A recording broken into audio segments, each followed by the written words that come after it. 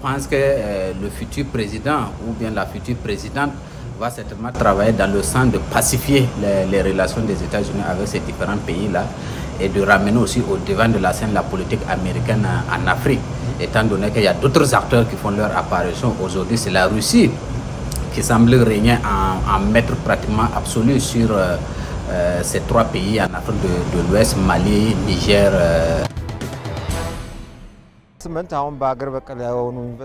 Ils doivent utiliser leur influence pour atténuer le problème de la sécurité dans la Corne de l'Afrique, car ils ont la capacité de le faire.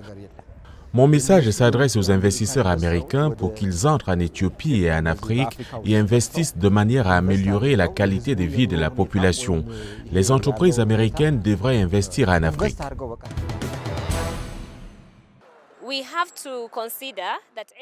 Nous devons considérer que chaque être humain mérite de vivre et que la vie est sacrée.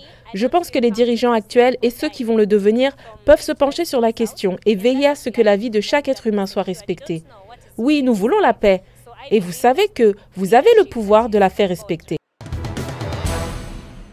Ce dont le monde a besoin de toute urgence de la part du prochain dirigeant américain, c'est d'une réduction des guerres.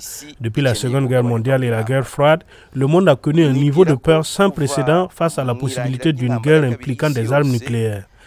Les États-Unis ont une influence considérable sur l'utilisation de ces armes. Les pays veulent cesser d'être contrôlés par des nations puissantes. Le nouveau dirigeant ne doit pas dicter aux pays leur mode de vie.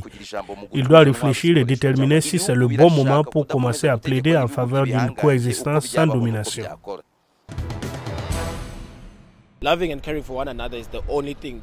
Aimer et prendre soin les uns des autres est la seule chose qui nous reste.